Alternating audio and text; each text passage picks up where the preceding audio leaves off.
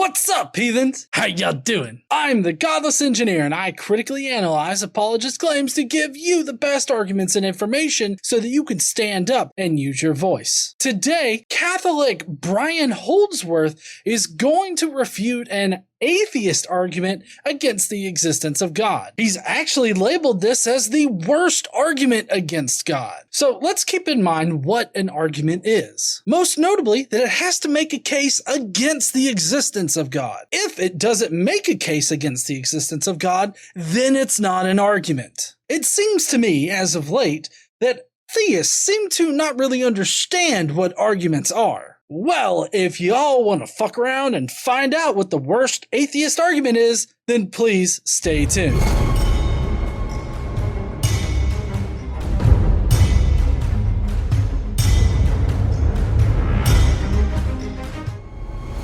If I was going to evaluate the various arguments that are present in today's popular conversations, and I wanted to tease out the worst ones, I would probably consider some combination of how fallacious it is and how popular it is. If it's really egregious and clearly wrong and also very popular, then it's probably a contender for one of the worst arguments. And I would say that this one ranks up there. Wow, you're really teasing up this argument, aren't you? What on earth could this bad argument be? Well, as far as bad arguments go, I would think that any argument that confuses a specific God claim with a generic God claim would be a bad argument. Like using the problem of suffering to argue against a generic God simply doesn't work. God could exist and most likely be a dick. It would be a good argument against the idea of an omnibenevolent God, but it would not be a good argument against an asshole type God. You know, I bet that's the kind of argument he's going to mention here. I see it a lot in the comments on my videos, and there are quite a few popular atheists who like to repeat it. Ricky Gervais famously uses it whenever he gets the chance to exfoliate his atheism in front of an audience. And Richard Dawkins used it in The God Delusion, and this is probably the origin of it. In it, he said, "We are all atheists about most of the gods that humanity has ever believed in. Some of us just go one god further." And it's very effective in something like a late night TV exchange. For one, it's succinct, and for another, it's quite clever, so it brings the appearance of being logical. Wait, that's not an argument against anything. I would say that it demonstrates the differences between atheists and theists, being that there really isn't that much of a difference. Generally, atheists believe in one less god than theists do. Obviously, if you're a polytheist, then we probably believe in many more gods less than you do, but you get my point. You see, I've heard theists before mistaking this for an actual argument, but honestly, it just makes y'all look like you can't refute our actual arguments against your faith. Like the fact that every human definition of God that we have has ended up not comporting with reality. You would need a lot of evidence to overcome this prior probability against a human definition of God. How about the argument from insufficient evidence? Y'all don't have any evidence that supports your claims. Every argument or piece of evidence that you have for your God requires a logical leap from natural processes to God. So y'all seriously can't refute any arguments that we have against your God, and now you're just resorting to strawmanning atheists and hoping that nobody notices that you're doing this shit? So basically, you believe in... You deny one less God than I do. You don't believe in 2,999 gods, and I don't believe in just one more. Right. As a rhetorical instrument, it hits all the right notes. But rhetoric without sound logic is just sophistry, which is why in a classical liberal arts education, you had to learn logic or dialectic first before rhetoric. You had to have a proper understanding of what sound logic was before you applied persuasive speech to it.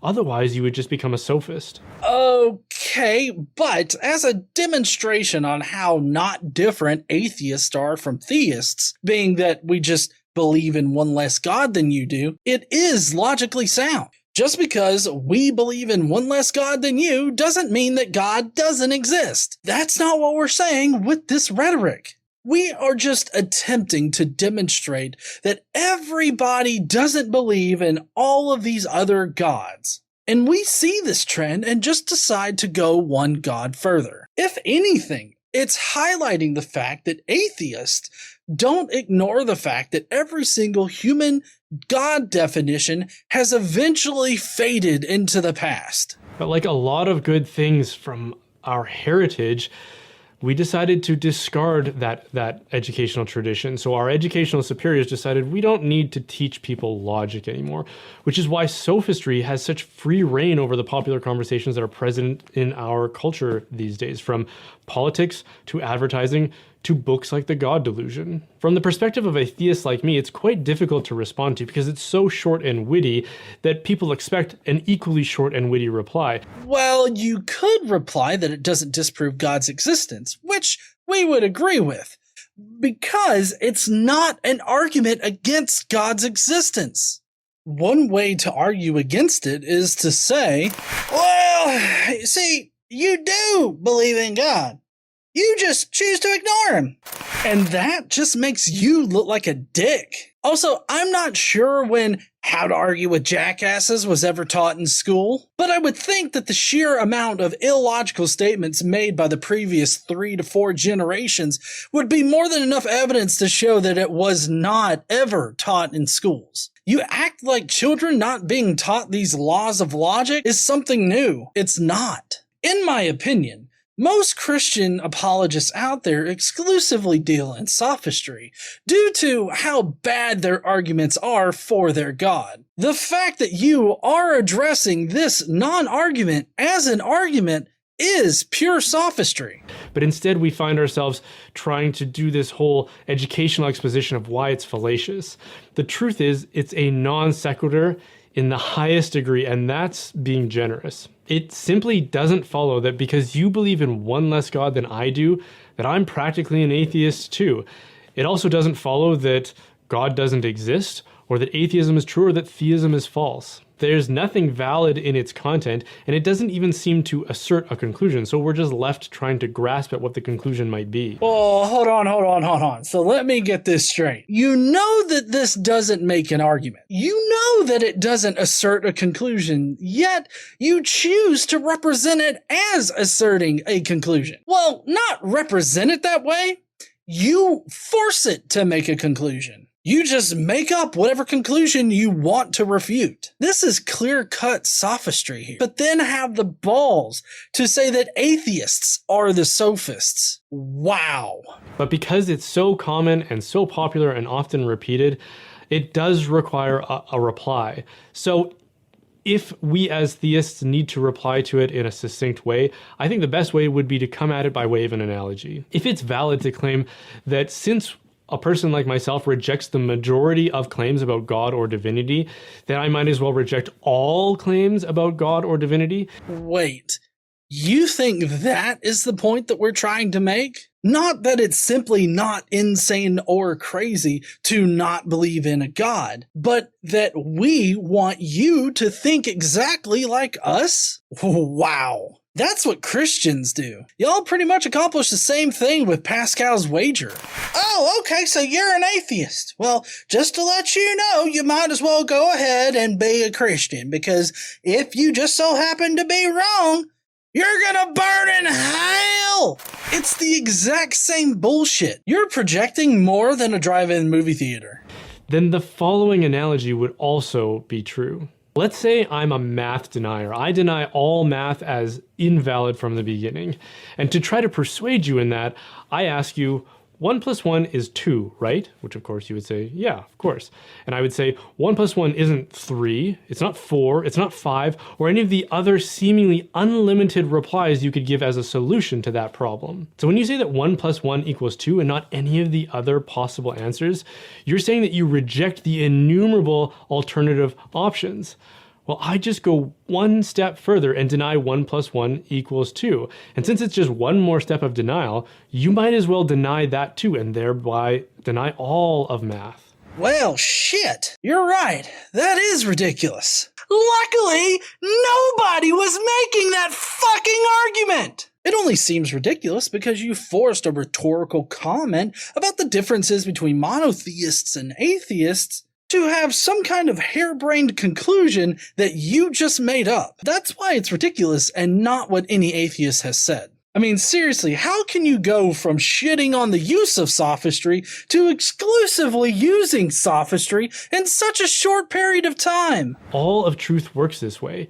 To accept anything as definitively true is to reject all of the incompatible alternative options. Well, if it's a purely dichotic decision, then sure. Again, though, we are not making this challenge to you. That challenge being that you either need to believe in all God definitions or no God definitions. That's called a false dichotomy. Why do you insist on continuing to prove that you are the one that's engaging in sophistry? Truth is exclusive.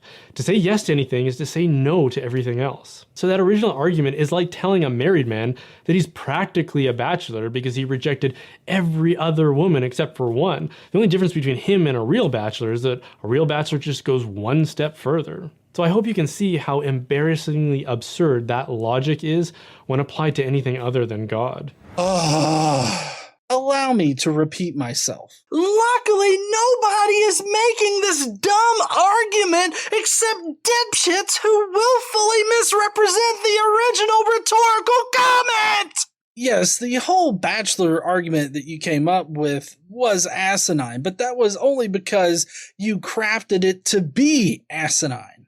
I can only surmise that it's because you can't refute our real arguments, and so you just gotta make up your own dumb arguments. The other problem with this argument is that it seems to suffer from a false equivalency, which is common in a world that likes to compare all religions as if they're making claims about the same fundamental parameters. So as many atheists insist, rejecting the existence of Thor or Odin or Santa Claus or the Tooth Fairy is no different from rejecting the existence of the God of the Bible. All those imaginary things have similar kinds and quality of evidence. The difference is that those other magical things aren't as revered as God is. But again, this is meant as a demonstration as to how ridiculous the idea of this supernatural God is to an atheist. Your definition of God is just as ridiculous to us as Santa or the Tooth Fairy. But this betrays a fundamental misunderstanding of what it is that Christians and Jews claim about God,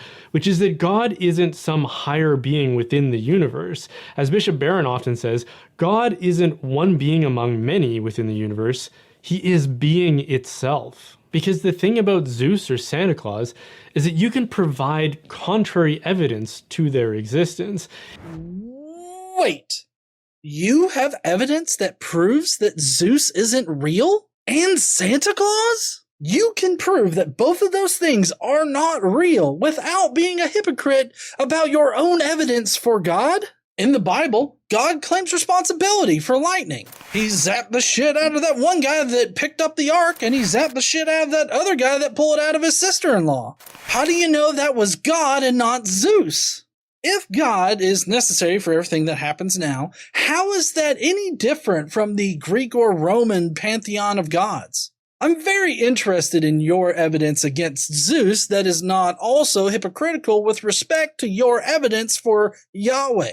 If it's claimed that there's a jolly fat man that lives at the North Pole who travels around the world and drops presents under trees every Christmas, well, you could set up a video camera to see who it is that actually drops those presents under the Christmas tree. You could fly over the North Pole and look at satellite imagery, and if there's nothing there, then somebody has some explaining to do. Well, it seems like if you could gather empirical evidence for a magical fat guy that flies all over the world leaving presents for everyone, then you should definitely be able to have empirical evidence for your God. But both endeavors would render the exact same results. So again, how is God not just a douchebag maniacal version of Santa? All the arguments that can be used for God can also be used for Santa. Hey, dipshit, I hear you're making arguments for Santa Claus and that he's real and stuff. If that are true, why the hell can't I see Santa? Well, you just have to have faith in Santa before he'll reveal himself to you. I mean, if Santa were all that great, he would bring everybody presents. He wouldn't be fucking stingy about it. Well, We all get what we deserve. And naturally, we're born bad. So technically, we all deserve coal. Santa is just so merciful. Okay, but if Santa were real, we'd be able to detect his ass. We got NORAD and stuff. We can definitely detect that motherfucker. Santa's ways are unseen because that's just how he works. Without us explicitly knowing that he is working. Okay, well listen, if this doesn't convince you, I don't know what's going to help you. Santa's not real because your parents are the ones that give you presents. And they were moved by Santa and his gracious and loving influence. What? Motherfucker, what? Oh my God, I just cannot. Jesus, help me. Help me, Jesus! And too many people think that this is the kind of thing that's being claimed about God in Christianity or Judaism, or even Islam for that matter. They think that we're talking about a bearded man who lives in the clouds, and as soon as we have the technology to fly up into the clouds, we notice he's not there. So if he's not in the clouds, maybe he's just remote in the cosmos somewhere. I'm sorry. What's all of this shit then? Granted, the bearded old Captain White privilege was not invented by the Christians, but he's certainly who the Christians have painted as being the one that watches them while they masturbate. If we have this concept of some weird old white dude in the sky watching everything that we do, then it's Christianity's fault. So really, at this point, you're just bitching at your own religion for creating this physical representation of God. Instead, what is actually being claimed about God is that he transcends the universe, the natural universe. He is the ground of all being. He isn't some being within a reality. He is the source of all reality. So when you put rejection of God, who is the creator of everything, in the same category as rejection of gods who exist within that creation, you're betraying a fundamental lack of appreciation for what it is that's being claimed. Citation fucking needed. You can't just claim that God is the source of all reality without first proving that he is the source of all reality. Without proving it, it's just a speculative claim with no supporting evidence. Just like claiming some jolly fat guy leaves presents for us once a year and watches you while you sleep. Also, some rogue fairy sneaks into your room at night as a child and steals all your baby teeth. These are just speculative claims without any evidence. Just like your God. It's a category mistake. It would be like saying, I reject the findings of the Warren Commission, therefore I can also reject the claims of the Universal Declaration of Human Rights. It's like, there's no correlation between those things. There's no reason to be comparing them at all, which is why I think atheists should be attentive to the fact that when you debunk the claims of one religion, that doesn't mean you've debunked them all. They aren't the same thing. Any more than 1 + 1 = 2 is the same as 1 + 1 = 3. Debunking the latter doesn't prove that the former is wrong. Well, for one, no atheist is out there saying that since we refuted your magical claim, that means that all magical claims are henceforth refuted. Again, you are strawmanning what atheists are saying to make some dumb fucking argument that you then use to make us seem unreasonable. Jesus Christ, can you stop with the sophistry already? It is really tiring at this point. Finally, this is not a category error. While God is more revered than Santa Claus, they are still both just speculative claims with little to no evidence behind them. So it cannot be a category error because they are both magical beings that don't exist. All in all, I found Brian's video here to be full of fallacious arguments and thus practicing sophistry when he himself laments over the use of sophistry in the popular conversation. It seems to me like he's just adding fuel to the fire in these online arguments for and against God's existence. I'd really love to see some theists try to refute the atheist arguments, the real atheist arguments against their own faith or against a general deity. It doesn't matter. It would just be really great if theists would start actually dealing with the arguments that we present instead of making up these arguments that are meant to make us look ridiculous, but it just highlights how fallacious you guys actually are. I have yet to come across a good argument for God. This refutation of an atheist argument really fell flat on its face for me. Nice try, Brian, but I hope you come back with some stronger arguments that you can refute later. And hey, if you liked Brian's argument or you hated Brian's argument, let me know down in the comments. I'd love to hear what you guys think about this non-argument being used as an actual argument or any other arguments for or against God's existence. Leave those comments down below in the comments section. And hey, while you're down there, why don't you smash that like button and subscribe if you like this kind of content. Don't forget to stand up and use your voice. Bye, heathens!